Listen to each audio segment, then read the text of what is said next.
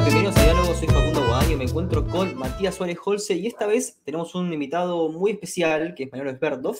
Ahora en breve voy a explicar quién es Mariano, pero nos parece muy especial ya que vamos a tocar temas que efectivamente le interesan a una minoría. ¿Por qué? Porque vamos a hablar de autores que parecen oscuros, de pensamientos que parecen efectivamente oscuros para la academia, pero que tienen un impacto seminal, un impacto fundamental en lo que está ocurriendo hoy, no solo en la vida académica, sino en la vida política y en el discurso público. Ahora, ¿quién es Mariano Esberdov?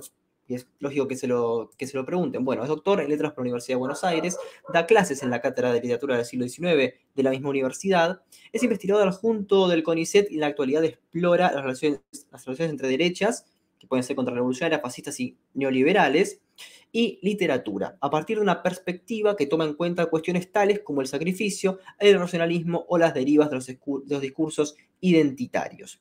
Ha escrito sobre temas como el esnovismo, la idea de decadencia, la representación de la violencia y los imaginarios de las retóricas antimodernas. Y esa es la parte que a mí más me interesa, porque se interesa desde una perspectiva comparatista por la forma en que las literaturas de derecha se apropian del pasado greco-latino para inventar narrativas sobre la tradición nacional, siempre entre comillas, y occidental. Sus trabajos se focalizan en autores como Petronio, Marcial, Joseph de Maistre, que leeremos de Maistre para facilidad de la conversación en español argentino, entre comillas, Huysmans, Barré y Jorge Asís. Asimismo, es coordinador de la colección Coligüe Clásica y con esa presentación les doy la bienvenida tanto a Matías como a Mariano, que creo que están silenciados, así que los voy a desilenciar. Ahí está. ¿Cómo estás, Mariano? Bien, bien. Acá trasplantado al Jitsi, pero bien. Bien. Bueno, primero que nada, les quería agradecer mucho por esta posibilidad.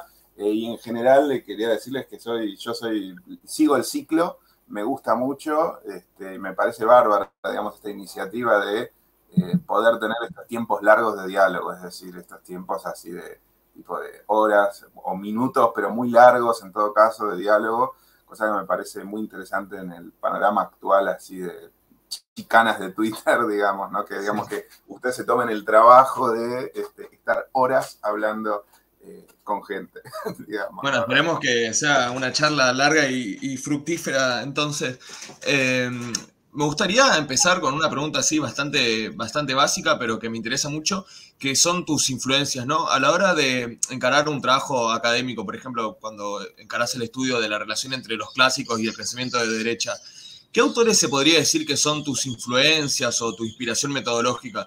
Por ejemplo, ¿qué lugar ocupa en tus influencias la literatura del ensayo o el género del ensayo o los ensayistas, si se puede decir? Bueno, la pregunta que me haces sobre el ensayo me parece es una pregunta súper interesante porque yo leo mucho ensayo, digamos, me gusta mucho el ensayo, pero trato de evitarlo, digamos, ¿no? A la hora de escribir, digamos, particularmente ese tipo de trabajos, es decir, ese tipo de trabajos sobre relecturas de los clásicos. Más bien lo que, digamos, el tipo de bibliografía que utilizo es en general, te diría, como dos tipos de bibliografías. Por un lado, bibliografías que tienen que ver con el ámbito de las literaturas comparadas. Por otro lado, literaturas que tienen que ver con enfoques teóricos que tienen que ver con la sociología de la literatura. Un nombre que se me ocurre así rápidamente es Giselle Sapiro. Después hay toda una serie de trabajos, te diría, de orden más bien filológico o de historia cultural sobre la invención de este pasado clásico en el siglo XX, es decir, el modo en que se conceptualizó durante el siglo XX este pasado clásico. Es decir, que si bien, lo que yo te digo es que si bien por un lado el ensayo a mí me interesa mucho como género, es decir, no es que lo desprecie ni nada por el estilo, no me parece para nada impreciso, digo, me parece que es otro tono y que hay que saber hacerlo, digamos, ¿no? Yo disfruto mucho, no sé, leyendo, por ejemplo, no sé, a Carlos Correa, por ejemplo, que para mí fue un ensayista, es decir, es un poco la escritura del ensayo. Bueno, y me parece que el ensayo tiene leyes propias que en el fondo son como muy estrictas, digamos, ¿no? En ese sentido, yo uso toda una serie, si vos querés, de abordajes más bien académicos, es decir, que tienen que ver con estas metodologías. Y quisiera agregar una metodología que a mí me parece fundamental para entender las relaciones, digamos, entre diversas literaturas, que son los estudios de traducción.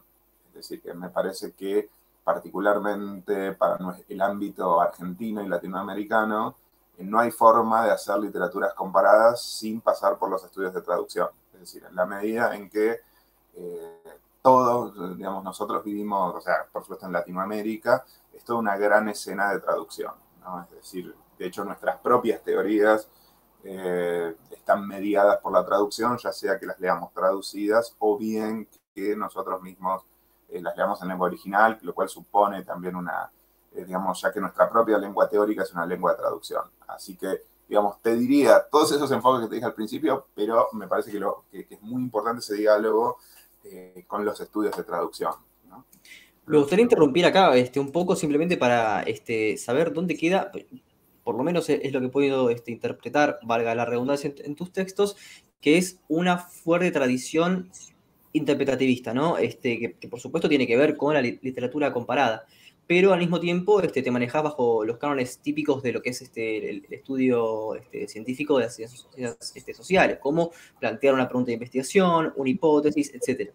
Y hablabas recién de esta cuestión del ensayo, el cual dijiste que no es impreciso, pero tiene otras reglas. Efectivamente, estas reglas no es la de plantear una hipótesis y tratar de verificar si es verdadera o falsa. Entonces, ¿cuál es, digamos, tu bagaje epistemológico para poder hacer tus trabajos básicamente de literatura comparada?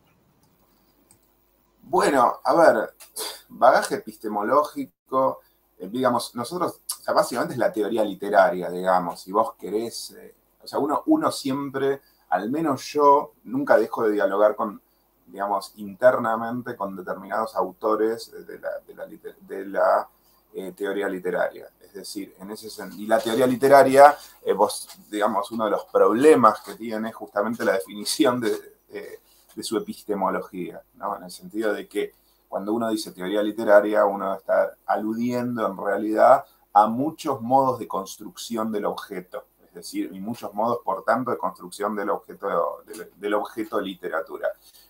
No son las mismas metodologías, qué sé yo, las del, digamos, para decir algo, ¿no? Una generalidad, es decir, las del formalismo ruso, obviamente, que las de la crítica, digamos, más, digamos, diríamos nosotros, de una orientación más marxista, y tampoco son las mismas metodologías que de la sociología de la literatura. Digo, me parece que muchas veces uno, digamos, y esto tiene que ver también con qué te pide el objeto, se enfrenta, si vos querés, como a cierto eclecticismo metodológico. Entonces, cada una de esas metodologías supone una forma de conocimiento del objeto, de planteo, es decir, de construcción del objeto totalmente diferente. Uno siempre, por supuesto, siempre está es decir, por supuesto existen diálogos, qué sé yo, entre la teoría literaria, si vos querés, más formalista, y después y abordajes que tienen que ver con la historia conceptual, por ejemplo. Es decir, no son imposibles esa clase de cruces, pero siempre en realidad la teoría literaria es, por supuesto, digamos, una zona, digamos, de combate, si vos querés, en términos de, bueno, ¿cómo se define la teoría literaria? A mí particularmente me interesa mucho apoyarme en el discurso de la sociología, sin que yo haga sociología. Es decir, yo no manejo los métodos de la sociología, no es mi ámbito, pero sí me parece que digamos, la teoría literaria puede apoyarse en determinado tipo de trabajos digamos, de historiadores y de sociólogos. En ese sentido, digamos, cuando uno piensa, por ejemplo, al menos en mi caso, ¿no? Cuando yo pienso en la relación entre literaturas y derechas, qué sé yo, por ejemplo, los trabajos, ¿viste? Digamos, de Ernesto Bojoslavski, de Martín Vicente, digamos, de mi amigo Boris Grinchpun, que se dedica, digamos, a toda una serie, por ejemplo, a ébola y demás. Bueno, me parece que son trabajos sobre los cuales yo me apoyo, pero bueno, después hay que ver cómo esa dimensión ideológica, cómo esa dimensión histórica, cómo esa dimensión política ingresa en el texto literario. Ahí es donde empieza mi trabajo, digamos, ¿no? Es decir, la relación justamente entre la literatura y ese exterior, digamos, ideológico. digamos, y esa es la pregunta metodológica que yo me hago. Básicamente, ¿cómo definir la relación entre literatura e ideología? ¿No? Siendo, y esto me parece que es importante, siendo que digamos, el clivaje político izquierda y derecha es algo que viene justamente del ámbito político, no es algo interno a la literatura. Entonces, bueno, ¿cómo pensar esa heteronomía de lo literario? No sé si con esto contesto o, digamos, dejo un panorama más confuso. Probablemente lo segundo. No, se entiende. Me interesaba justamente la pregunta del ensayo, porque nosotros, bueno, con Facundo creo que te conocimos, o sea, accedimos a tus trabajos a partir de una crítica que hiciste al libro de Sebrelli, Dios en el laberinto, que si bien es una crítica demoledora, parece que sostenés en ciertos momentos tipo cierto respeto por el autor, ¿no? Al menos por algunas obras anteriores. ¿Recomendás, por ejemplo, la lectura de trabajos como La ciudad de la modernidad o Las aventuras de las vanguardias, o te parece que dentro del género ensayo este autor no está, digamos, entre los que recomendarías como Carlos Correas? A ver, yo te digo, a mí el Sebrelli memorialista, cuando él se pone a recordar, viste, su propia vida, es decir, el Sebrelli más Carlos Correísta, digamos, a mí me divierte mucho, me gusta mucho. Lo que pasa es que también hay un problema que me parece que, a ver, ha habido, si vos querés, como una, digamos, como una mutación en el, digamos, en la relación entre ensayo y academia, ¿no? Entonces, que te diría que es una mutación de los últimos años, ¿no? En ese sentido, digamos, producto de la especialización, yo te diría, de los últimos 15, no sé si, es un proceso largo, ¿no? Pero es unos 15 años, una cosa así. Bueno, me parece que se ha vuelto un poco problemática la figura del ensayo para dedicarse a determinadas cuestiones. La verdad es que, digamos, me parece que, por un lado, por supuesto que yo el texto, a ver, el texto sobre las vanguardias, ¿no? De Sebrelli, que es un texto, si vos querés, un poco menos peor que el texto de Dios en el laberinto, bueno, es un texto que desde mi punto de vista es como muy tosco, porque precisamente no hay un diálogo digamos, ni con un corpus adecuado, ni con una, te diría, ni con una bibliografía sobre vanguardias adecuada. Básicamente son como opiniones, y son opiniones como un poco conservadoras y que uno ya ha escuchado, digamos, ¿no? Es decir, no me parece que sean opiniones interesantes, y tampoco hay una escritura, desde mi punto de vista, en ese caso, digamos, que sea interesante y que ilumine el objeto. Más bien lo que es, digamos, yo ese libro lo tengo acá, es una recriminación, digamos, ¿no? Es un juicio así sumario, y desde mi punto de vista muy torpe, a los procedimientos de las vanguardias, ¿no? Entonces, es decir, a toda la modernidad del siglo XX. De hecho, hay digamos, no sé si vieron, no sé si tienen el ejemplar en la cabeza, pero está por un lado, digamos, o sea, un hermoso afiche, creo que de vanguardia soviética, no me acuerdo el autor en la tapa, y atrás está, bueno,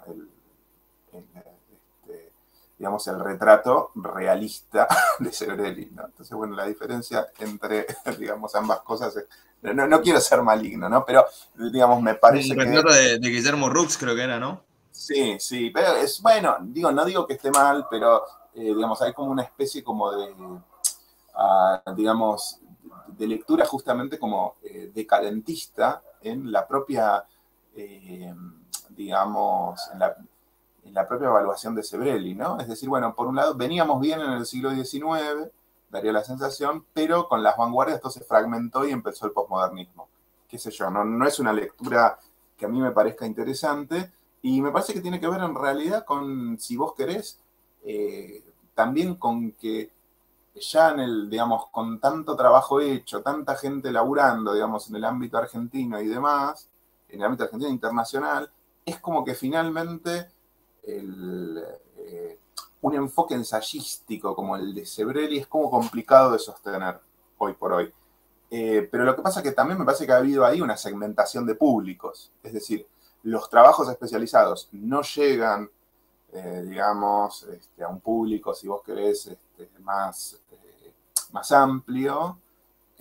Y bueno, y después, y lo que era ensayo, se ha convertido ahora en lo que, viste, Ezequiel Saferstein llama un libro político, ¿no? Es decir, son libros que en realidad lo que hacen es como confirmar ideas previas. En ese sentido, la pregunta que yo me haría es, ¿estos últimos textos de Sebrelli son ensayos? Digo, ¿realmente responden al género del ensayo en el sentido de la errancia, viste, la errancia que tiene digamos, un Montaigne, digamos, qué sé yo, que tenía Horacio González? Es decir, que son textos exploratorios o más bien son textos confirmatorios. Entonces, dicho lo cual, me parece que el texto de las vanguardias todavía, bueno, qué sé yo, es malo, pero no es delirante. El texto Dios en el laberinto es como, o sea, desde un, digamos, para cualquier persona que tenga acceso a Wikipedia, es, digamos, es como increíble, ¿no? Esta idea, viste, digamos, de que habría como dos, te diría como dos corrientes fundamentales en Occidente, una corriente precisamente occidentalista que arrancaría en los epicúreos y después una corriente totalitaria que estaría en Aristóteles. No sé, digo, son como, es un nivel de generalización que es simplemente delirante, es decir, no tiene demasiado sentido discutir esa parte. Si después Sebrelli tiene una discusión sobre, qué sé yo, contra, digamos, la iglesia y demás, esa me parece la parte racional y me parece la parte interesante, si vos querés. Es decir, está a favor, digamos, de la secularización contra, digamos, la intervención de la iglesia en la esfera pública. Bueno, está todo bien, digo, eso me parece es la parte para discutir. Ahora, el tema es que hay como toda una serie de, digamos, de referencias clásicas, o sea, todo lo que no es Argentina del siglo XX está mal en ese libro. Entonces, la pregunta que uno se hace es, bueno, está mal para nosotros, está mal desde un punto de vista académico. La pregunta es, bueno, ¿en qué circuito ese libro se mueve? Y ahí es donde, digamos, las cosas que dice Ezequiel me parece que están bárbaras. Es decir, hay que leerlo como un libro político. En realidad es un bestseller político hecho para, digamos, como, por así decir, para alimentar la grieta, para decirlo en términos vulgares, ¿no? Entonces, la pregunta que yo me haría es, ¿eso es un ensayo? Digo, ¿no? Es decir, cuando vos decís esa clase de cosas, ¿estás realmente explorando algo o solo es la confirmación en base a datos totalmente errados de una visión previa? Bueno, ahí hay algo que, bueno, la idea no de Aristóteles, pero sí de Platón como figura para rastrear los orígenes del totalitarismo, también está en un ensayo clásico del siglo XX que es La sociedad verde y sus enemigos de Karl Popper. No sé si también en este ensayo compartís esa crítica. Lo que pasa que, a ver, me parece que si vos, por ejemplo, vos agarrás, qué sé yo, también está el mito del Estado, ¿no? De Cassirer, bueno, que va en el mismo sentido, digamos, es decir, de rastrear, digamos, la idea digamos, de una suerte de organismo estatal, totalitario, digamos, directamente en la antigüedad. Me parece que es complicado en términos, digamos, de historia conceptual, trazar, viste, esos arcos tan grandes. Es decir, digamos, me parece que es como difícil, digamos. Por supuesto que Popper por lo menos conoce más o menos el texto de Platón que está citando. Es decir, digamos, en ese sentido Popper, o sea, obviamente no es Sebrelli, pero el caso de, a ver, ¿cómo te puedo decir? Me parece que es como muy complicado como establecer esas continuidades, digamos, de larga duración, ¿no? Es decir, porque en realidad en la antigüedad no existe concepto de Estado, básicamente. Lo que hay es otra cosa, hay concepto de ciudad, hay concepto de imperio, no existe la idea de nación, no hay, digamos, no hay un Estado alfabetizando, no hay aparatos estatales, tal como empieza a haber a partir del siglo XIX, no hay nacionalismo en el sentido del siglo XIX. Entonces, digo, uno dice, bueno, ¿qué dice? Digamos, cuando uno rastrea esa clase de antecedentes en la antigüedad, ¿qué está rastreando? Más bien la sensación que uno tiene es que hay una especie de ilusión retrospectiva, según la cual, viste, teleológicamente yo quiero ver en la antigüedad, digamos, el resultado, digamos, como resultado aquello que sucede en el siglo XX. Por supuesto, el siglo XX, determinados actores del siglo XX toman aspectos de la antigüedad, eso desde ya, pero, viste, esas lecturas para mí están como asediadas de cierto teleologismo que me parecen muy complicados de sostener. Y te estoy hablando de tipos que manejan las fuentes, que no es el caso de Sebrelli, digamos. Claro, sí, es como, entiendo que son también problemas en los que uno cae cuando tiene ideas demasiado ambiciosas, como la de Severino, ¿no? Tratar todo el fenómeno religioso no sé, creo que tiene 800, 900 páginas, es como un poco demasiado, ¿no? No, es que yo lo que digo es, a ver, imagínate que viniera un historiador de China y dijera, no, claro, Perón en realidad viene de Perú. Y, eso explica grandes cosas de la cuestión latinoamericana. Bueno, uno diría, bueno, ya no es un problema de que tu idea sea ambiciosa, sino que simplemente estás como ignorando todo. Y eso me parece un poco, digamos, lo que sucede con ese libro, que a mí me parece un libro claramente irracionalista, ¿no? Es decir, justamente en el sentido de que la idea es, bueno, mando cualquiera sobre la antigüedad, total, nadie va a saber nada, bueno, y armo esta especie de tradición occidental, que esta idea de tradición occidental además es una idea, digamos, que uno puede encontrar digamos, en autores como nacionalistas o de derecha del 30, es decir, ¿no? esta idea de estas grandes unidades orgánicas, uno podría encontrar en anarquismo así, es decir, entonces uno dice, bueno, ¿qué es lo que ha pasado con la esfera pública que un libro así es admisible? Bueno, y ahí me parece que, insisto de vuelta en citarlo a Ezequiel, es decir, hay que pensar los circuitos editoriales que permiten esa escritura, y que esa escritura circule y sea alabada como un libro serio. Es decir, entonces, ¿qué está pasando ahí?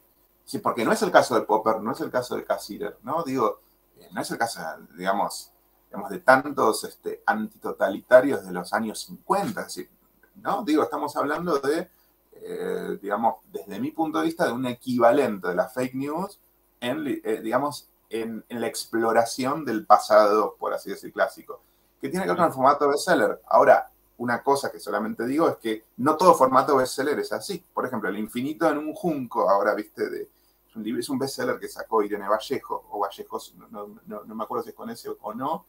Bueno, es un texto sobre las bibliotecas en la antigüedad, que es un bestseller, y está pensado como bestseller. Ahora, no es un texto, digamos,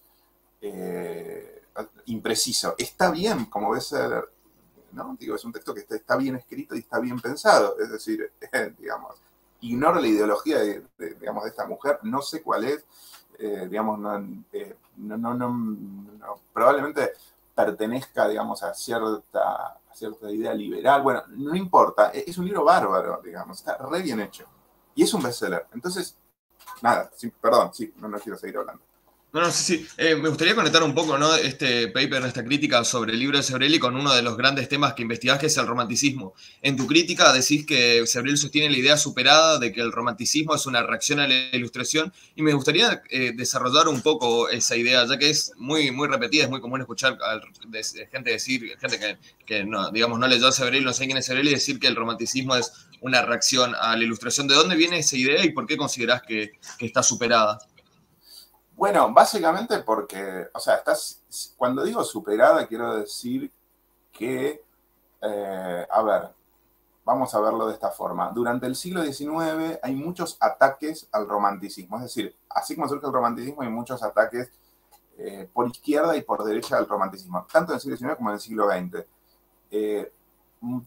Digamos, muchas veces una de las cuestiones que se dice es que digamos, en estos posicionamientos polémicos antirrománticos, es que justamente el romanticismo vendría a ser como una suerte de reacción a la ilustración. Lo cierto es que uno ve, digamos, los escritos de muchos románticos, y en realidad muchas veces hay un diálogo digamos, te diría, un diálogo muy profundo con la ilustración. Por eso yo, digamos, ahí cito en el artículo a Frederick Beiser, digamos, que es digamos, que justamente es uno de los tantos críticos que trabaja estas relaciones entre romanticismo e ilustración. Es decir, que muchos autores considerados o que se llamaban a sí mismos románticos, en realidad leen a la ilustración de distintas formas. En ese sentido, lo que pasa es que me parece que la idea de romanticismo versus ilustración responde a la necesidad de armar como un gran friso, ¿viste? Un gran friso de movimientos donde a un movimiento, por así decir, comillas, digamos, racionalista, le respondería un movimiento más bien de carácter afectivista, de carácter, imaginativo. Bueno, yo sería, digamos, bastante cauto, ¿no?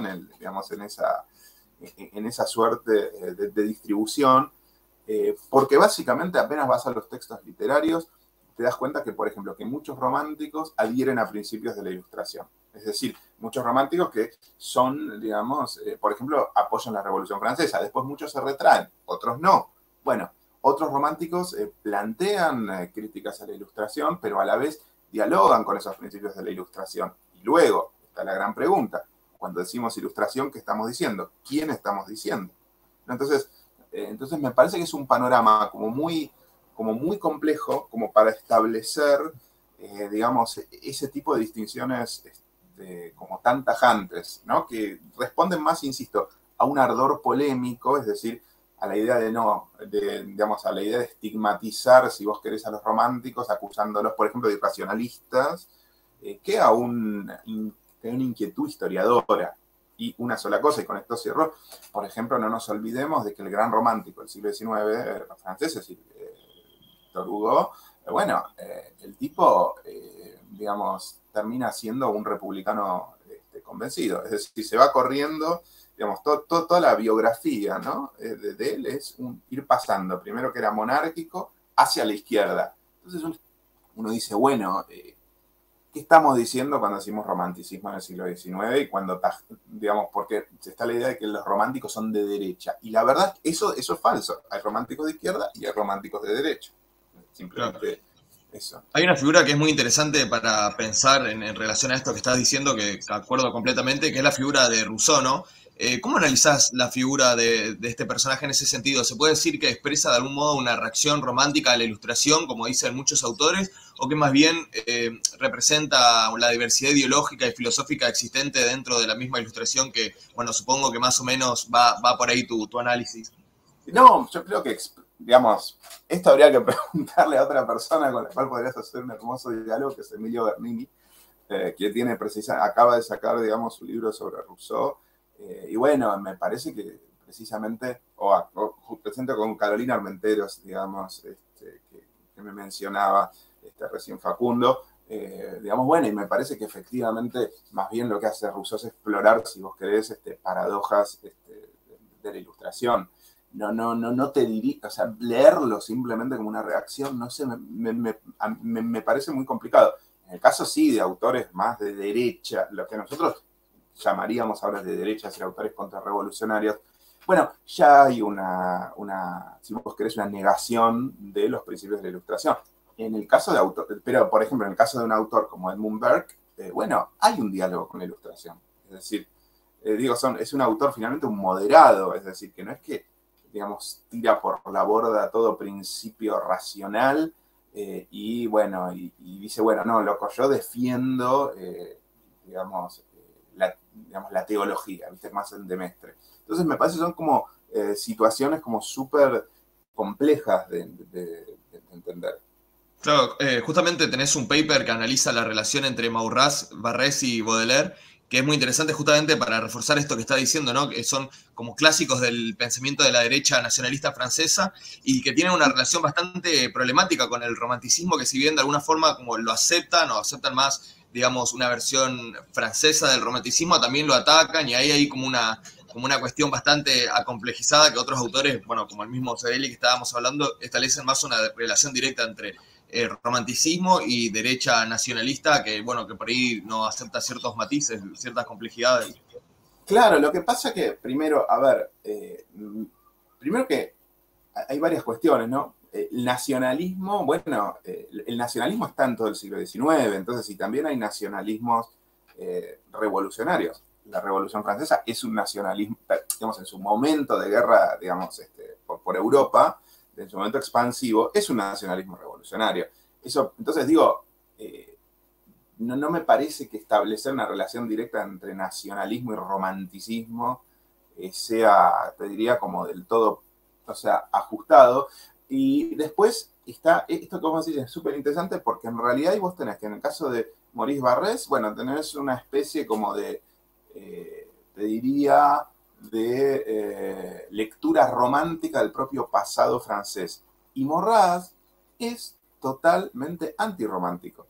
Es decir, el tipo lo que te dice es las tres, digamos, el demonio son las tres R's: reforma, revolución, romanticismo. Es decir, reforma protestante, revolución francesa y romanticismo.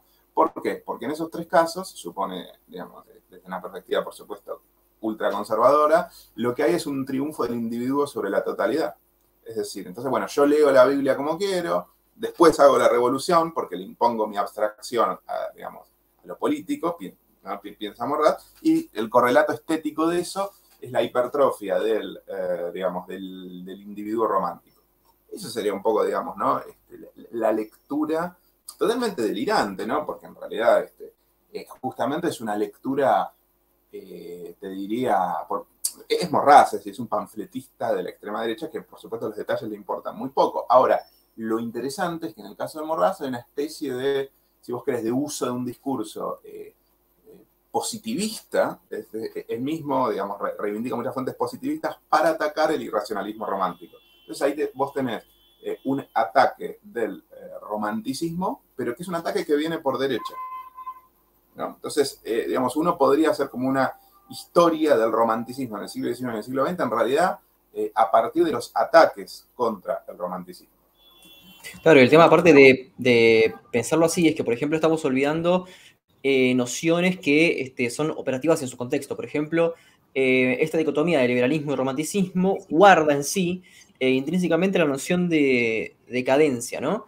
Que acá ahí me gustaría traer a Isaiah Berlin, porque digamos que también tiene esta cuestión de dicotomía entre liberalismo y romanticismo casi como opuestos, que es, digamos, como la columna vertebral de todo su argumento, pero también hace concesiones para decir, sí, pero el romanticismo tiene cosas ilustradas también. Entonces, me gustaría saber cómo reflexionás sobre esta cuestión de decadencia, que vos la rastreás entre Hesíodo, entre Platón.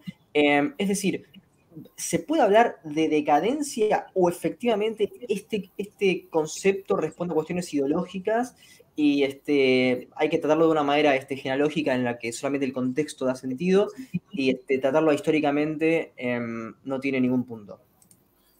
Yo iría por digamos, es decir, porque, a ver, para mí la decadencia no existe, es decir, lo que hay son narrativas sobre la decadencia que van cambiando, lo que decías vos, ¿no? Que van cambiando su sentido de acuerdo al contexto. Es decir, por ejemplo, cuando cae el Imperio Romano de Occidente, tanto cristianos como paganos utilizan argumentos que retoman cuestiones, ¿viste?, sobre narrativas sobre la decadencia. Ahora, unos dicen, bueno, estamos en decadencia, no usan la palabra decadencia, que la palabra digamos, decadencia, digamos,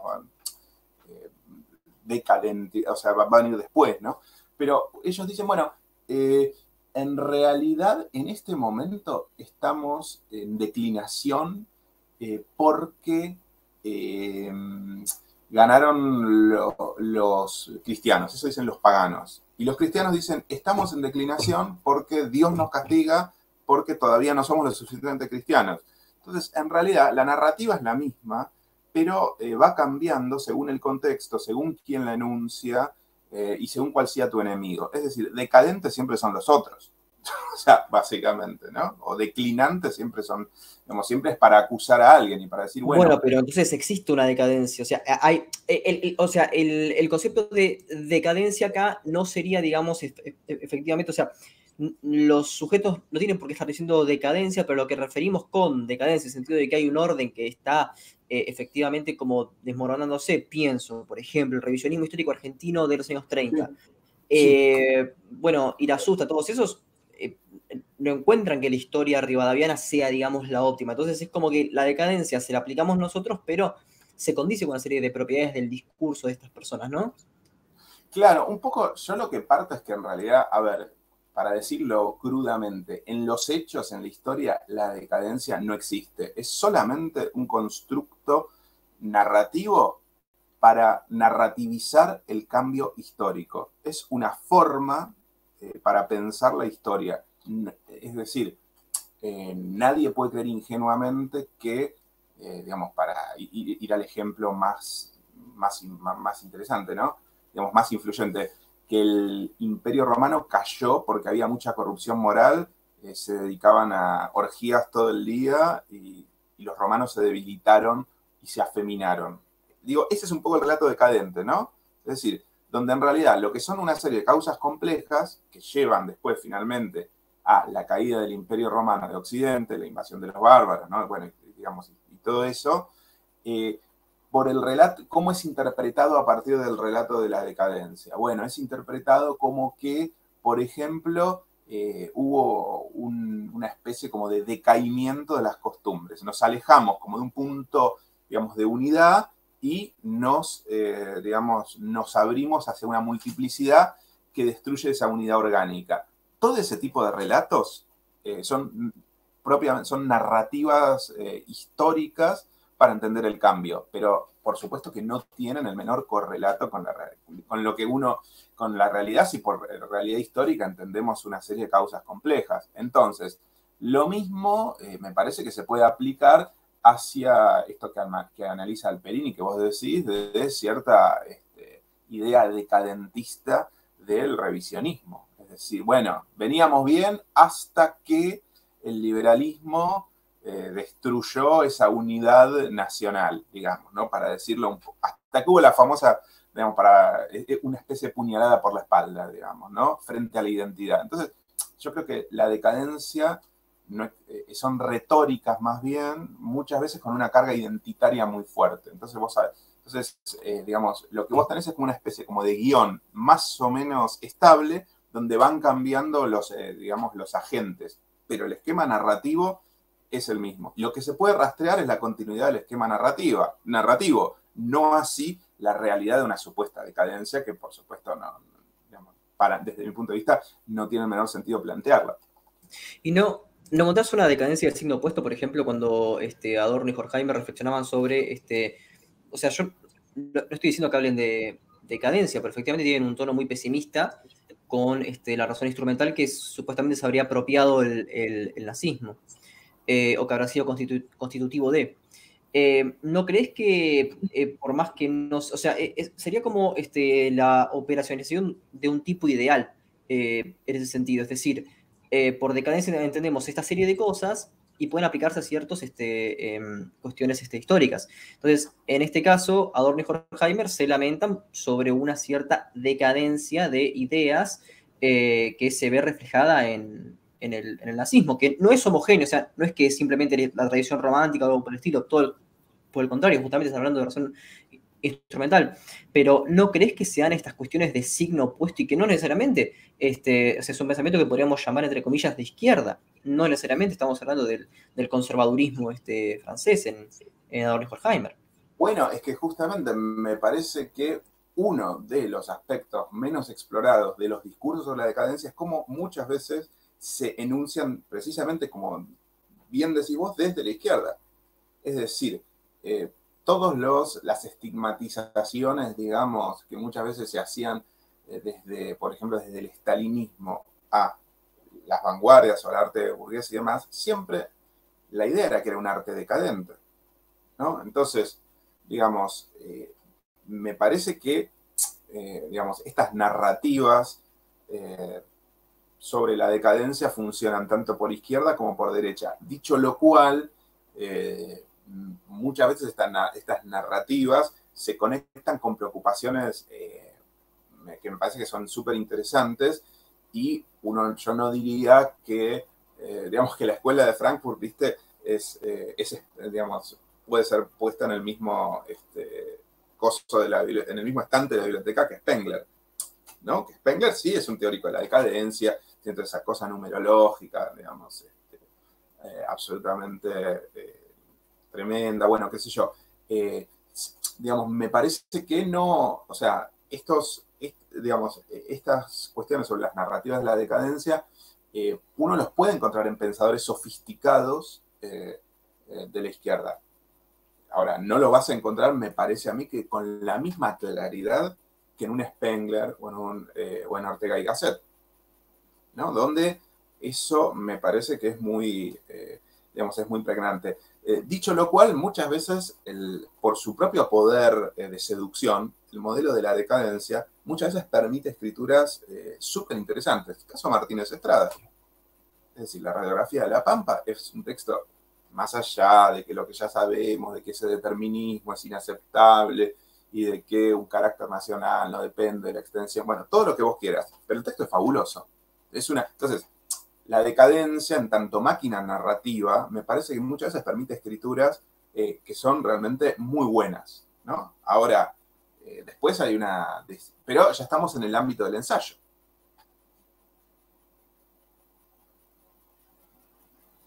Especializado. Claro, no, en ese sentido, no hay, por supuesto, pero por ahí estamos hablando, digamos, dos discursos distintos, que justamente es lo que yo estaba hablando de esta cuestión tuya de cómo encarar los trabajos. Al fin y al cabo siempre hay cierto discurso cientificista en este caso, en el sentido riguroso de que Martínez Estrada nunca lo tendría.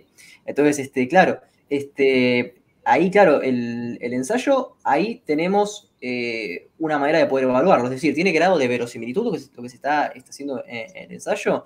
O sea, ¿cuál es el papel del ensayo hoy? Vos hablabas de Carlos Correas antes.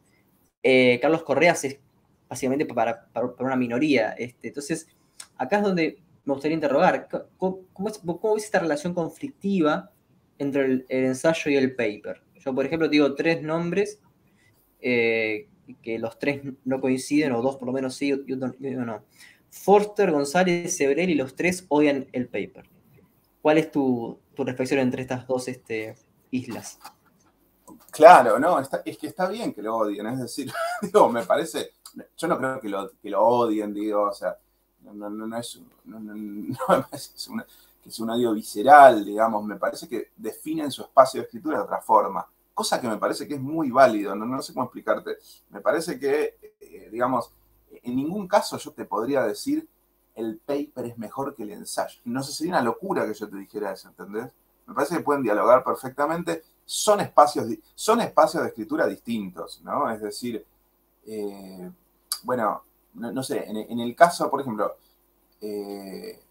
hace poco yo estaba leyendo el texto ¿viste? De Horacio González sobre andar en taxi, ¿no?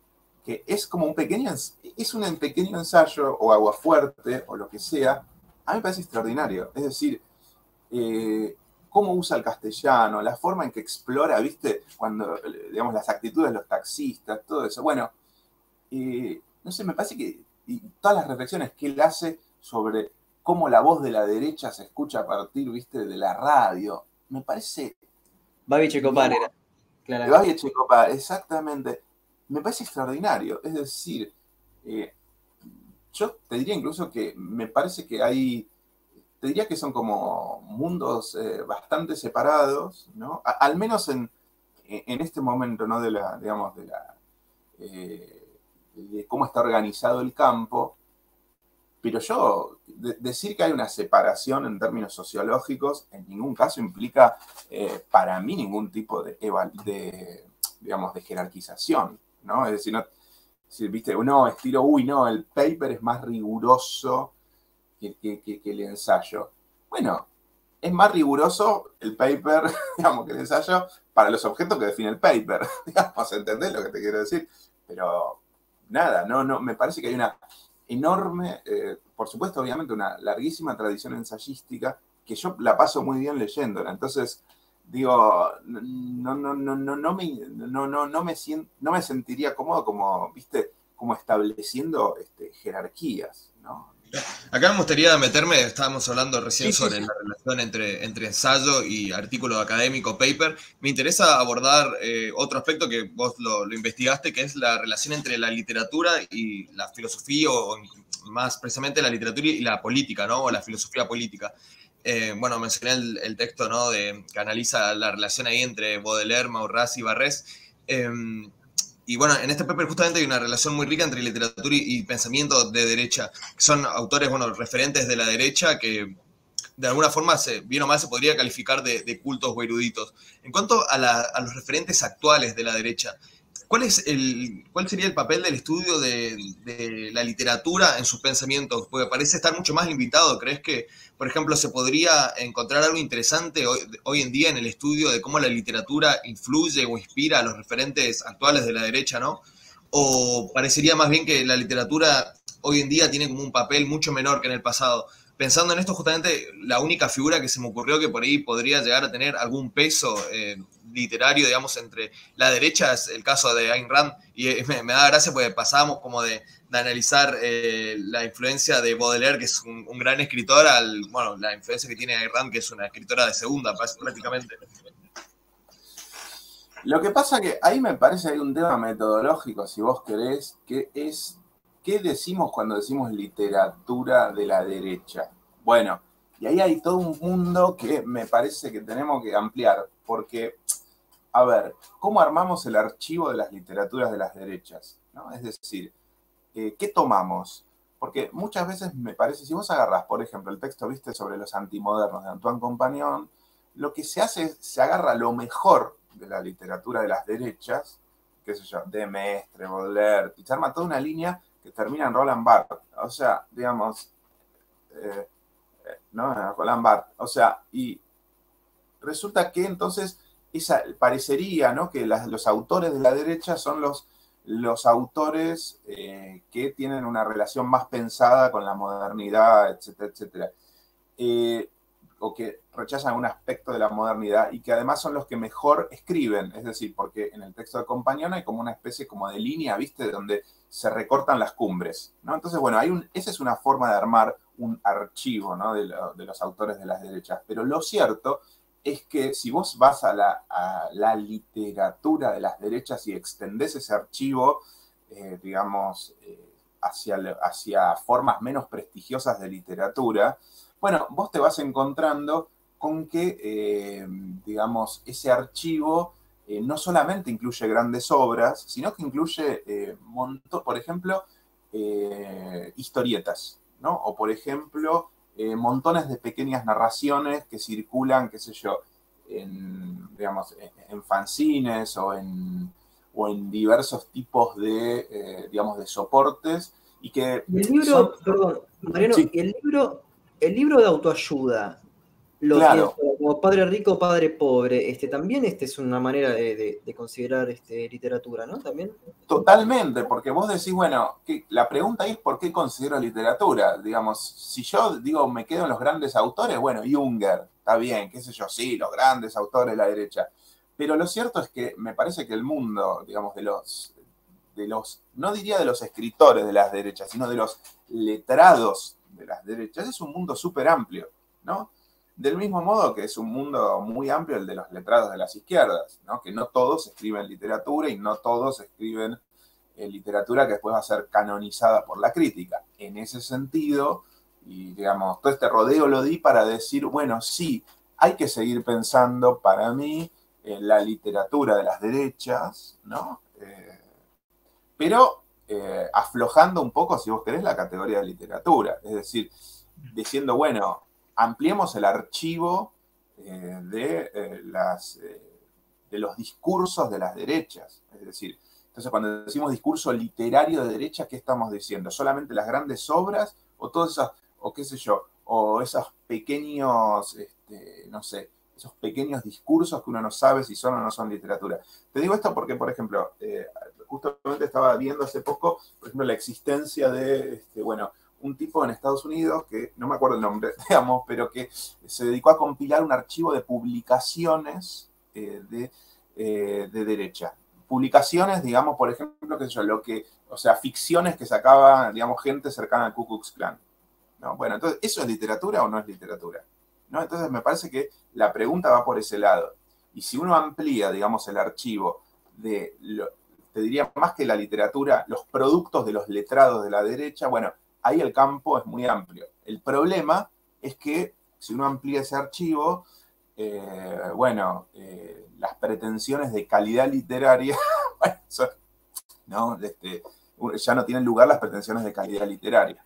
Claro, pero si, por ejemplo, yo me ponía a pensar, ¿no? Estaba tratando de imaginar, si uno dice, bueno, un intelectual contemporáneo, a pesar de que ya falleció, que sea un escritor, un literato de izquierda, puede ser, qué sé yo, Eduardo Galeano, pues se me ocurre así tirar, no es que tengo un pensamiento favorable a Galeano, ¿no? Pero si uno piensa, por ejemplo, en un intelectual así letrado, culto, como podría ser Maurres y Barrés, perdón, o Maurras, lo único que se me ocurre ahora en este momento podría ser, ahora se me fue el nombre, el escritor creo que es peruano, que es Nobel. Vargas Llosa. Vargas Llosa, ahí está, se me ha ido el nombre. El único que se me ocurre es Vargas Llosa. No sé si hay como una especie de decadencia, ¿no? en los intelectuales de derecha, en el sentido de que hay cada vez más poco y los que hay se reducen más a, por ejemplo, Agustín Lajo, Nicolás Marque, a más marketing de redes sociales que a la escritura propiamente de libros, ¿no? Bueno, quizá lo que hubo es una mutación en cómo se distribuyen los discursos. Es decir, también estamos en el momento, digamos, que Ludmer llama la posautonomía. Es decir, con lo cual, esa mutación, digamos, que vos bien marcás en el mundo de las derechas, quizás sea una mutación general. Es decir, en el sentido de que, estamos en otras condiciones de circulación. Es decir, y efectivamente, sí, Vargas Llosa es una figura del siglo XX, no es una figura del siglo XXI, ¿no? Es decir, es el intelectual, ¿viste? Laureado que interviene, ¿viste? Digamos, ¿no? Y un buen escritor, es decir, es un escritor canónico que ha escrito novelas, por supuesto, muy elaboradas, muy sofisticadas y demás. Y en ese sentido, me parece que es más una figura del siglo XX, ¿no? Quizá estos nombres que vos decís tengan más que ver con nuevos circuitos de circulación de los discursos de las derechas, donde el libro juega un papel. Ahora, un papel, digamos, un papel que por ahí va en sincronía con las redes sociales, esto que vos decís, ¿no? Y son otros circuitos, digamos, de circulación. Pero sí, efectivamente, esto que vos decís, me da la sensación de que es así, pero también hay que pensar todos aquellos discursos elaborados, por supuesto, por las derechas que nosotros no vemos, qué sé yo, los documentos internos de los think tanks y todo eso, que es lo que estudia, digamos, Ernesto, ¿no? Es decir, entonces, también hay que ver, insisto con esto, dónde estableces la línea para tu objeto de investigación. Es decir, el archivo, si ya viste el archivo de literaturas de las derechas, ¿dónde empieza y dónde termina? No, bueno, acá sí, a mí me gustaría intervenir en el sentido de que hay, bueno, y acá peco de mi bagaje más de ciencias sociales, pero en el sentido de que pensadores como tanto, bueno, de Mestre, Morrá, Donoso Cortés, primero que hay que ver cuál es su ascendencia de clase, lo cual le permitía tener una formación muy superior a los que se encontraban en ese momento produciendo textos. Y aparte, ¿qué era producir un texto en ese momento? Por ejemplo, en Argentina en el siglo XIX, entre nos, el texto era para la gente de la sociedad rural. Entonces, hoy lo que encontramos en TikTok, ese tipo de producciones es a veces casi las mismas reflexiones, si uno se lo pone a pensar, pero escritas de una manera un poco más burda, pero porque son estos dispositivos. Yo creo que acá en realidad hay una cuestión de especialización, ya no hay que ver a las lecturas de derecha como ensayos o como cosas, sino más como más precisas y más tecnocráticas. Como vos decías, los documentos internos de los think tanks, o sea, es eso. Ahí hay todos tecnócratas. En consecuencia, parece un cambio generacional, porque hablar sobre distribución de ingreso o más o menos Estado no tiene sentido, me parece hoy en día, hacer operativo un discurso de Mestre, pues. No le ganas a nadie con eso hoy. O sea, en una plataforma de redes sociales, ¿no? No, igual yo quiero decir una cosa. O sea, yo estoy totalmente de acuerdo con lo que vos decís, pero hay un problema que es que me parece que es, o sea, yendo totalmente en el sentido de lo que vos decís, que hay un problema que es izquierda y derecha es un clivaje del campo político. Y no es transparente esa traducción al ámbito de la literatura. Es decir, nosotros tenemos la idea de que... te digo esto porque es como, digamos, un problema, y volviendo a la pregunta de la epistemología, ¿no? Del principio, es como muy difícil digamos, y estoy trabajando precisamente sobre eso, establecer los límites, ¿no?, del objeto literatura de las derechas. Entonces, izquierda y derecha son un clivaje de la topología política que se traduce al mundo de la literatura. Y se traduce de formas muy distintas. Es decir, uno diría que una novela escrita por un miembro del Ku Klux Klan, digamos, es literatura de la derecha, ¿no? Ahora, resulta que hay muchos tópicos de la derecha que, por ejemplo, aparecen en un cuento como La lotería en Babilonia de Borges. Ahora, entonces, es decir, esta idea de que, bueno, la democracia es un horror, es digamos, es un producto del azar, etcétera, etcétera, y que en realidad, digamos, todo el proceso digamos, de democratización y de participación en la esfera pública en realidad es una especie como de absurdo, ¿no? Es decir, y que solamente sirve para, digamos, para participar, ¿viste?, de una especie como de incertidumbre generalizada. Ese es el cuento, ¿no? La lotería en Babilonia. Dicho lo cual, uno no diría que esa es una literatura de derecha, en el sentido de que hay toda una serie de elementos formales que apuntan hacia otro lado, es decir, no apuntan hacia un lado conservador. ¿Qué quiero yo decir con esto? Que más bien lo que hay que pensar es cómo se fueron armando distintas clasificaciones, ¿no?, de literaturas como si estas fueran de derecha.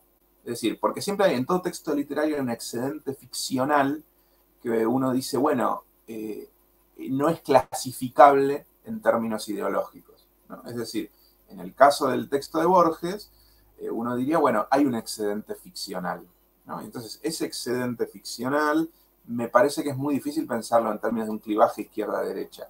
¿Por qué? Porque en realidad el clivaje izquierda-derecha es un clivaje puramente político que nosotros se lo traducimos a determinados textos. Y entonces, y ahí, en esa operación de traducción, esta operación de traducción no es transparente. ¿Se entiende lo que quiero decir?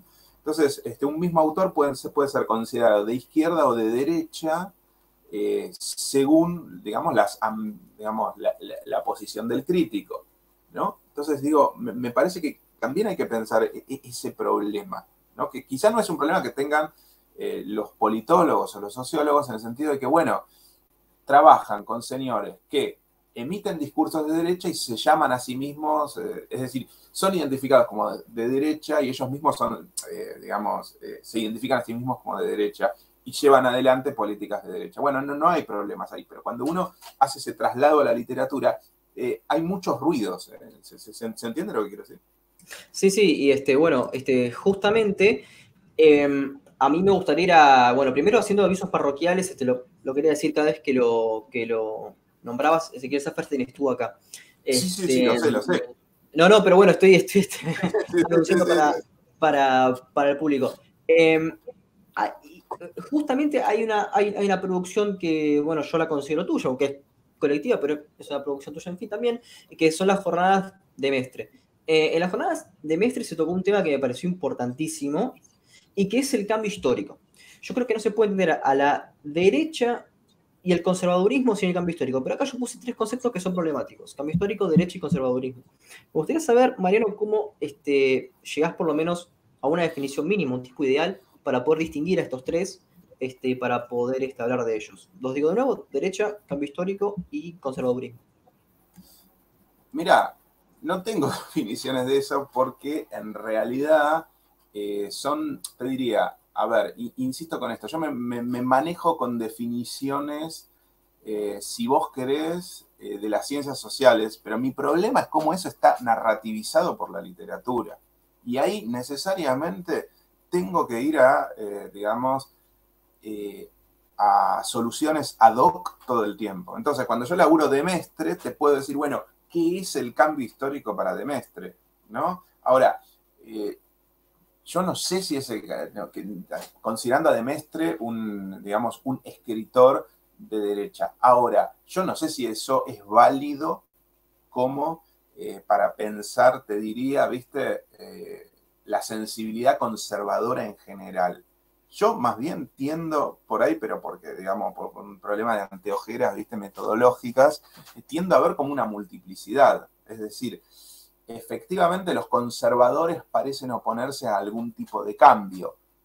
Ahora, también, incluso en el propio de Mestre, que es el más rabioso ultramontano, hay una teoría del cambio, ¿no? Es decir, hay una idea de que el cambio se produce, digamos, por algún tipo de necesidad divina. Es decir, hay una idea de una suerte de teodicea, ¿no? Digamos, en de Mestre. Entonces, la pregunta que yo te haría a vos es, esta idea de cambio histórico, ¿es comparable esta idea de teodicea, ¿no? Que nosotros encontramos en Demestre? Es decir, bueno, la revolución fue un mal, pero ese mal después va a traer un bien. ¿Es comparable esto con la idea de cambio histórico que nosotros encontramos en un contemporáneo como Edmund Burke?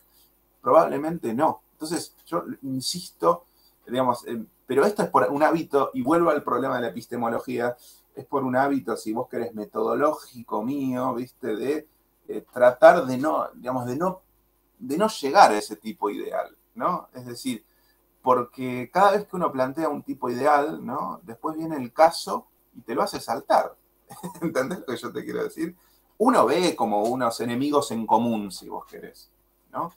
Pero cuando uno plantea esa idea del tipo ideal conservador, uno termina en enfoques, como por ejemplo como el de Seb Sternhell, ¿viste? Que tiene como una idea de una historia de la contrailustración. Ahora, en esa contrailustración entran, ¿viste?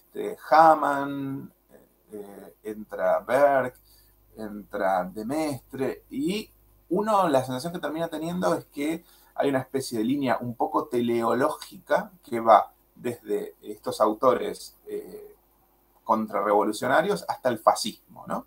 Entonces, el problema por ahí a veces de los tipos ideales es que te permite hacer de forma muy fácil, ¿no? Esos pasajes de un periodo a otro.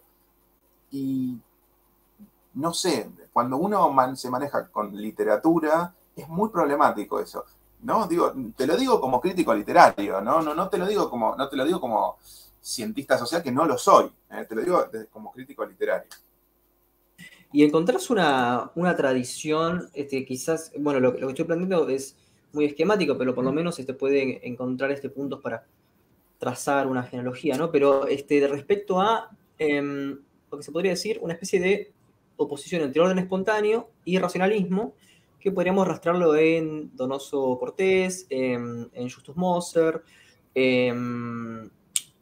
de Mestre, en Mandeville, y después también en otras personas que quizás sean bastante contrarias a estas, como Locke, Hume, Adam Smith, inclusive Hayek. Es decir, vemos que hay como una especie de lugares que no son comunes, pero todos terminan en el orden espontáneo y en el cambio a partir de orden espontáneo. ¿Vos creés que se puede hacer una genealogía de eso? ¿O inclusive hay problemas ya epistemológicos que imposibilitan esta tradición? No, a ver, yo creo que si vos te dedicas a la historia de las ideas, cosa que yo no me, insisto con esto, yo no me dedico a eso, o sea, es decir, yo me dedico a, digamos, a ver cómo estos discursos se relacionan con la literatura.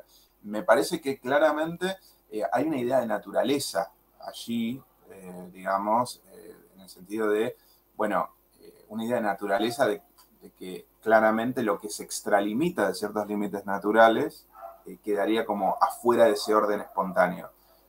Esa idea de naturaleza me parece muy problemática, ¿no? Digamos, realmente me parece, desde mi punto de vista, me parece muy problemática, pero lo importante es que me parece que en torno a esa idea de naturaleza podría organizarse una cierta genealogía, ¿no? Es decir, bueno, espontaneidad versus artificialidad, ¿no? Entonces, es decir, bueno, el cambio espontáneo, el cambio, si vos querés, como fuera de, perdón, el cambio que está en el cauce, ¿no? Natural de la historia, frente a los delirios de la razón, frente a los delirios de la ideología, de la militancia, etcétera, etcétera. Ahora, después todo se complica. ¿Por qué? Porque, por ejemplo, muchos autores, por ejemplo, un autor como Baudelaire, que uno diría, bueno, es un autor de alguna forma cercano a ciertos temas de la derecha, en realidad valoriza el artificio por sobre la naturaleza. Entonces, digo, eso es lo que yo te quiero decir. Hay como que establecer algún tipo de, te diría, como que es ser cauto en esas generalizaciones, o al menos lo soy yo por enfoque metodológico, ¿no? Es decir, no sé si fui claro o más bien todo lo contrario. No, sí, fuiste claro. Y de hecho me estaba surgiendo una pregunta, ¿no? Que quizás es más de base, que quizás a muchas personas les parezcan como autores prescindibles, de Mestre, Morraz. Pero bueno, vos hiciste una jornada sobre de Mestre. Y bueno, Sí. hiciste también traducciones con notas inclusive. ¿Por qué es importante estudiarlo a Mestre? ¿Por qué estamos hablando acá de esto? ¿Por qué crees? Mira, básicamente a mí te diría que es como un ejercicio hermenéutico que me interesa como meterme en el mundo de estos autores que, por supuesto, en muchos casos son lo contrario, digamos, a lo que uno piensa, y te diría que en muchos casos son como, no diría que me producen rechazo a mí, pero sí, digamos, ¿no? Entonces, en ese sentido me parece que es un ejercicio interesante, digamos, por así decir, jugar con ver qué pasa, ¿no? Jugar como con las categorías del antagonista político de uno, ¿no? Por otro lado, esto que yo te decía del archivo de las literaturas de las derechas, donde hay muchas cosas que son francamente poco felices, si vos querés, en términos de una valoración estético-literaria, y de Mestre no, de Mestre por lo pronto, digamos, por un lado es una de las fuentes fundamentales del pensamiento conservador. Por otro lado, además Hay que escribe bien. hacer una aclaración que por ahí, bueno, uno piensa, bueno, ¿quién va a leer o quién va a citar a Maurras y Barrés? Pero bueno, justamente autores de la derecha, se puede decir influencers más que intelectuales, como Agustín Laje y Nicolás Márquez, citan a Barrés y a Maurras como sus influencias, así que de alguna forma siguen teniendo vigencia. Claro, pero es que además, si vos pensás que en realidad el auge, por ejemplo, de un tipo como Zemmour en Francia, vos no podés pensarlo afuera digamos, de todo este nacionalismo francés, ¿no? Digamos, y Zemmour, yo no sé cómo van las encuestas, pero es como que está corriendo como por derecha al Frente Nacional, ¿no? Entonces digo, bueno, y entonces me parece a mí que todos esos autores tienen mucha actualidad, digamos, ¿no? Entonces, me parece que es interesante leerlos en su momento inaugural, que es precisamente la contrarrevolución. Y en ese sentido, ¿qué es lo que inauguran estos autores? Bueno, inauguran una forma de antagonismo político. Y en ese sentido, son retóricas, digamos, de combate, retóricas del antagonismo, y en ese sentido es interesante leerlos. En el caso de Mestre se da además la feliz coincidencia de que, además de todo, es divertido de leer porque es como muy ocurrente para las imágenes, es como muy gracioso, digamos, en su arte, ¿no? de polémica. Pero no todos los autores de la derecha son así, obviamente. Entonces, digamos, para mí personalmente, en el caso de Mestre, es un origen para pensar las derechas, pero por otro lado, también es dentro de esa tradición, bueno, de un autor, podríamos decir así, divertido. Cosa que no ocurre con Morraz, que yo he leído, ¿no? Digo, yo he leído poemas de Morraz. Y bueno, nada, es para tirarse del balcón, digamos, ¿no? Bueno, esto es muy interesante, justamente te quería hacer una pregunta así como más personal, ¿no? Que bueno, sé que venís de la literatura, así que intuyo que te gusta leer, disfrutás de la lectura como un hobby, como un placer, como un gusto, y me gustaría, dentro de estos autores de la derecha, que nos digas cuáles más disfrutás leer, justamente, bueno, ahora dijiste de Mestre, pero ¿qué otros autores más decís, bueno, no estoy de acuerdo para nada con lo que dice, me parece aberrante, me parece nefasto, pero qué bien que escribe? Por ejemplo, a mí me pasa muchas veces que leo a Schopenhauer y digo, esto me parece terrible lo que está diciendo, pero lo dice de la mejor forma posible. Me parece un autor que escribe excelente y que disfruto muchísimo de leer, por más que no esté de acuerdo con lo que dice. ¿Qué otros autores te inspiran esto? Mira, a mí, por ejemplo, qué sé yo, ¿qué autores, o sea, de la derecha? Bueno, un poco Cioran a veces, que igual es un poco reiterativo. Sí, a mí me gusta mucho del inconveniente de haber nacido de Ciudad, me parece. Claro, sí. Eh, la verdad es que son pocos, porque una vez, a ver, te vuelvo a decir, una vez que uno, o sea, descendés de las grandes cumbres y empezás como a mapear, ¿no? Toda la producción de los letrados de las derechas, bueno, muchas veces la verdad que, digamos, el disfrute queda, te diría, viste, un poco entre paréntesis. Es decir, te diría que es más un disfrute, digamos, te diría epistemológico, en el sentido de poder establecer relaciones con ese objeto, que un disfrute sobre el texto en sí. Por supuesto, siempre están esos grandes autores que tenían una ideología derecha y que son más que derecha, digamos, conservadora, digamos, y que sin embargo escriben, son extraordinarios, estilo Balzac, por supuesto. Ahora, una cosa es la ideología del autor Balzac y otra cosa es la realidad de sus novelas, que es una descripción absolutamente fabulosa, digamos, del capitalismo surgido en el momento, digamos, después de la Revolución. Entonces uno dice, bueno, me gusta Balzac, pero no porque no porque Balzac sea de derecha, sino por el tipo de descripción que él hace, ¿no? Digamos, de este mundo que se inaugura con la burguesía que llega al poder, digamos, después de la Revolución Francesa. En ese sentido, te diría que el autor más disfrutable, si vos querés, uno de los autores más disfrutables de esta línea que yo encuentro es Balzac.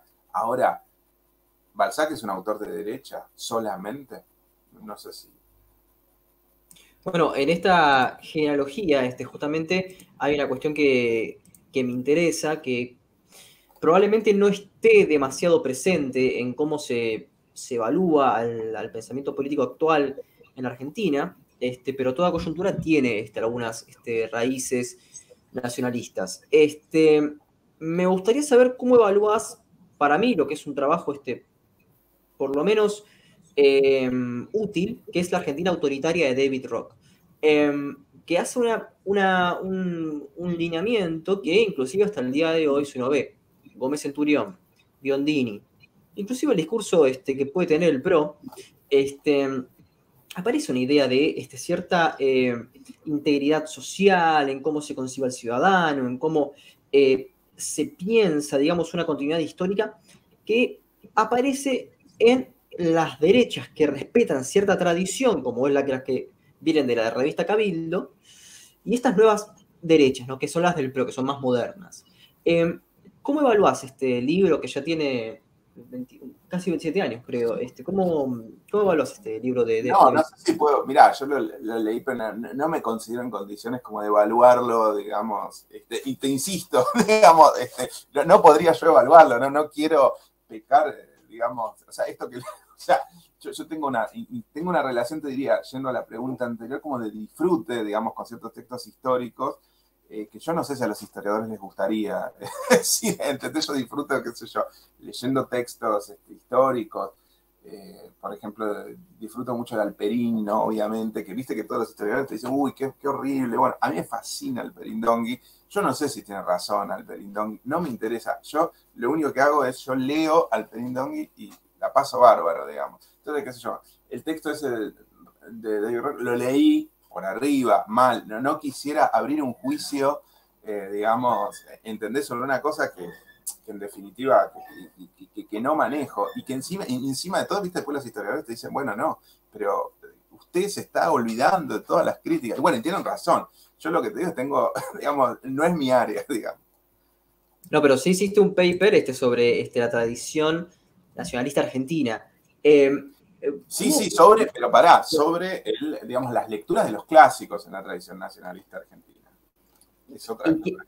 ¿Qué genealogía se puede rastrear ahí? ¿Cuál es? O sea, pero es siempre la clásica que encuentra, digamos, un eco en el payador, o crees que hay ciertas vertientes que van creciendo y que, bueno, vos haces la lectura de los clásicos, pero si lo pasamos al día de hoy, ¿qué relecturas encontrás en algunos autores un poco más, que ni siquiera son autores, pueden ser, como dijimos, influencers?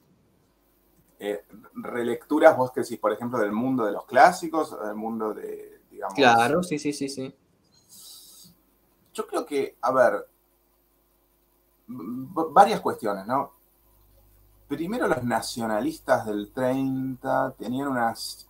Bueno, de hecho, digamos, a ver, lo diría de esta forma. Tenían una cierta relación con los clásicos que ahora no hay, ¿no? Dicho lo cual, es decir, ¿por qué? Porque, por ejemplo, qué sé yo, Irasusta tiene un texto sobre Tito Livio, viste que Ernesto Palacio, bueno, sobre Cicerón, es decir, en realidad sobre la figura de Catilina, es decir, con lo cual tenía que trabajar con Cicerón y con Salustio. Bueno, Ibarguren también, Carlos Ibarguren también tiene textos ahí sobre los clásicos y demás. Sobre los clásicos latinos, ¿no? Me da la sensación de que en la actualidad lo que hay, si bien por ahí no hay necesariamente ese conocimiento de primera mano, pero eso tiene que ver con que en realidad hoy por hoy los clásicos se estudian sobre todo en la universidad, es decir, los clásicos grecolatinos, sí hay como una idea de tradición occidental, ¿no? Entonces, digamos, que viene un poco, ¿no? De esta idea de, bueno, esta idea de un viaje, es decir, de una traslación, ¿no? De ciudades, es decir, ¿viste? Es decir, Grecia, Roma, Jerusalén, y después, ¿no? Y después vendría Occidente. En ese sentido, me parece que hay, si bien no hay por ahí una lectura de primera mano, sí hay un uso fantasmático de ese pasado grecolatino para los efectos de definir una cierta, digamos, una cierta identidad. Yo lo vería un poco más como por ese lado, ¿no? Es decir, bueno, cada vez que hay que trazar una frontera, ¿viste? Con el otro, es decir, qué sé yo, con el Islam, qué sé yo, con los musulmanes y demás, bueno, surge la idea de los clásicos como antecedente de ese Occidente. Yo lo vería más bien por ese lado. También habría que pensar hasta qué punto, ¿viste? Todas estas formas de imaginar el futuro, ¿viste? Que tienen las derechas ahora, que analizan muy bien, por ejemplo, Pablo Stefanoni, no se han independizado un poco de esa herencia, ¿viste? Grecolatina, y se mandan directamente a formas que tienen más que ver con la ciencia ficción, que es otro mundo ficcional, y donde esas referencias me parece que están como bastante, diría, eclipsadas. Bueno, y para ir cerrando, a mí lo que me gustaría puntualizar es, si encontrás un discurso de derecha, porque vos estabas hablando justamente de este futuro, y a mí no me parece casual estas lecturas, de un mundo en el que tampoco soy tan profesional, pero como no sé, Yao Cabrera, el Rubius, el streaming, las plataformas Twitch, estas cosas de hipervelocidad, sumadas también a la tecnología de las criptomonedas, y con una retórica en la cual parece que el pasado casi no importa, pero al mismo tiempo recuperado, porque todos estos youtubers básicamente dicen lo mismo que está diciendo Demetrio Hayek, pero con otros ropajes.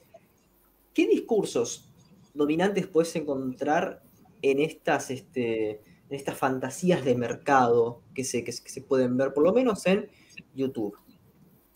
Mira, a ver, ahí habría que hacer un trabajo, digamos, de relevamiento, digamos, fino, que es un poco lo que hace, bueno, lo que hace, por supuesto, Stefanoni, y también un poco lo que hace, digamos, mi colega Boris Grinchpun, su tema actual de investigación. La sensación, así un poco abuelo de pájaro, y esto tomalo muy entre digamos, con pinzas, es que para mí la categoría del modernismo, las categorías, viste, de estilo modernismo reaccionario funcionan, digamos, para pensar esta clase de cuestiones. Es decir, porque por un lado está esta hipermodernización, ¿no? Digamos, esta cuestión con la hipermodernidad y demás, instantáneo y demás, y por otro lado está este retorno pálido, si vos querés, ¿viste? De toda una serie de valores que son claramente conservadores. En ese sentido, a mí todas esas categorías, te lo digo desde el plano, si vos querés, viéndolo, por supuesto, más desde el plano, no tanto los discursos políticos, pero sí desde los discursos narrativos, desde los discursos literarios, desde las estéticas, me parece a mí que toda esa larga tradición, ¿viste?, de categorías que combinan lo nuevo y lo viejo, estilo antimodernidad, modernismo conservador o sobre todo retrogradismo, ¿no? Y son categorías que me parece que son súper operativas para pensar esta clase de discursos de las derechas.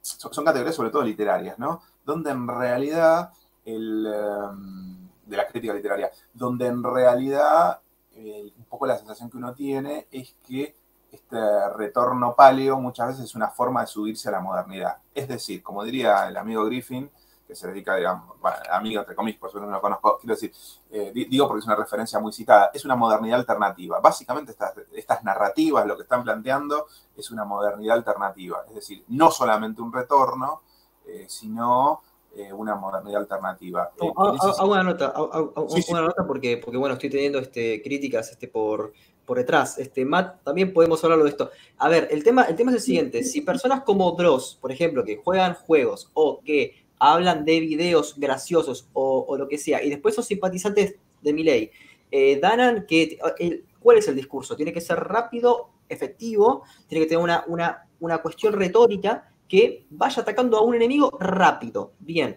eso es lo que estoy diciendo. Danan, el Presto, Dross, y son Claro. todos Sí, amigos. yo lo había criticado a Facundo porque es como mezclar mucho por ahí el Rubius que hace, que se lo video de humor o jugando jueguitos con Danan o el Presto, que sí son como figuras más centradas en la política. Ahí en esos ejemplos sí estoy más de acuerdo con la Sí, pero, bueno, Danan, el Presto, Schiaparelli, esos personajes que, bueno, son todos básicamente lo interesante de analizarles, son la estructura, digamos, o parte de la estructura publicitaria de Javier Milei, digamos, ahí como un referente concreto al que intentan como impulsar, ¿no?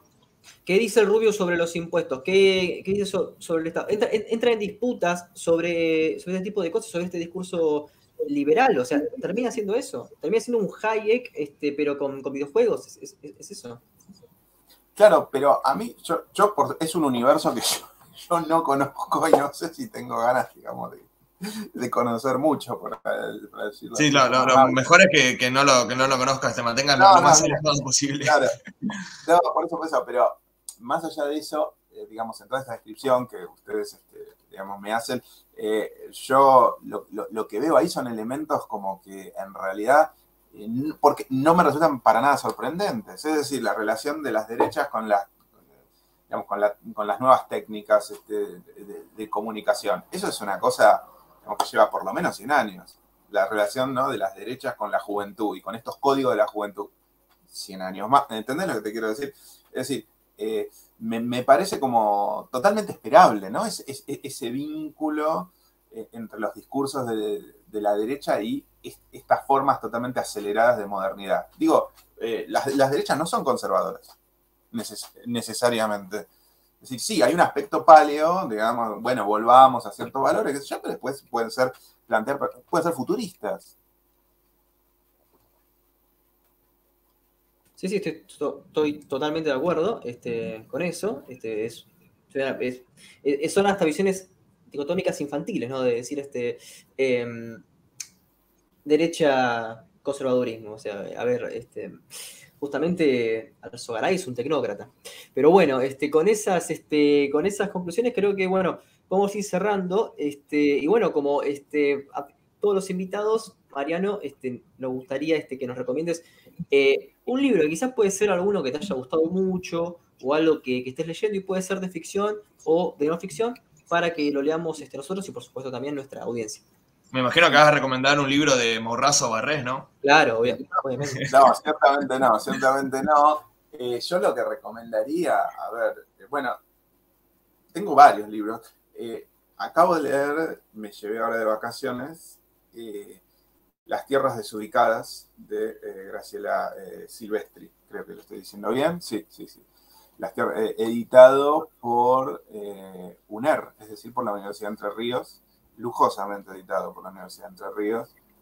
Me parece un ensayo, no sé si es, bueno, ahí tenemos un caso feliz para mí de conjunción de discurso teórico y ensayo, que me parece que es absolutamente fascinante ese texto. Además está editado de forma, insisto, muy lujosa por la Universidad de Entre Ríos. Y de ahí podremos sacar seguro una futura invitada. Sí, a mí, ojalá puedan engancharla. La verdad que ese texto me pareció simplemente extraordinario. Es decir, me parece bien en términos de escritura y me parece como bien en términos conceptuales. Así que, nada, yo la pasé muy bien leyendo ese texto. Y esto forma parte de una obra de edición, de un trabajo de edición, ¿no? de la UNER, que me parece que está buenísimo, que acaban de editar hace poco. Se editan muy bien en la UNER, básicamente. Y bueno, y acaban de editar hace poco la poesía de Mastronardi, si mal no recuerdo. Y bueno, y tienen varias cosas que me parece que están muy bien. Realmente me parece que está muy bien. Insisto, y esto forma parte, digamos, del muy buen trabajo que hacen muchas editoriales universitarias, y que tiene que ver un poco con esta división de públicos, ¿no? que charlábamos al principio. Es decir, son por ahí como textos que no llegan, digamos, a todo el mundo, pero que podrían llegar perfectamente y que además están muy bien hechos, ¿no? Entonces, y muchas editoriales universitarias trabajan así. Simplemente esto. También hay una reflexión por extender un poco, pero viste desde el plano de la sociología de la edición, en el sentido de qué libros llegan al gran público y cómo. Bueno, nada, no me voy a meter en eso, por supuesto, pero quería recomendar el libro de Graciela Silvestre, entonces, Las tierras desubicadas. Bueno, muchísimas gracias, Mariano. La verdad que te agradezco y nos viene muy bien esa recomendación. Así que, bueno, esperemos que nos volvamos a juntar alguna vez en persona, en un café. Vos estás trabajando en Buenos Aires, ¿no? Sí, obvio, por supuesto. Sí. Ya Así que, bueno, triplemente vacunado, así que puedo salir a la calle, digamos. Así que nada, sí, por supuesto. Bueno, les agradezco mucho por esta iniciativa. La verdad que, insisto, la posibilidad de poder dialogar así en tiempos largos me parece que es fascinante. Es decir, y que después, viste, no sé, alguien, no sé, lo escucha, viste, no sé, y son 2 horas, viste, o hora y media de diálogo. Me parece, realmente me parece que está muy bueno. Bueno, muchísimas gracias y bueno, esperemos que sí, que lo escuchen entera. Sí, es cierto que es para un público minoritario, eso lo decimos siempre, que tiene la paciencia, digamos, pero bueno, es eso, y hay gente que mira 2 horas de gente jugando jueguitos en vivo, así que bueno, esperemos que también haya gente que se banque 2 horas de filosofía, de estética, de literatura, seguro que habrá gente para eso. Bueno, muchísimas gracias, les agradezco mucho a los dos y bueno, y seguimos en contacto. Por supuesto. Saludos, Mariano, que las pases bien. Chau.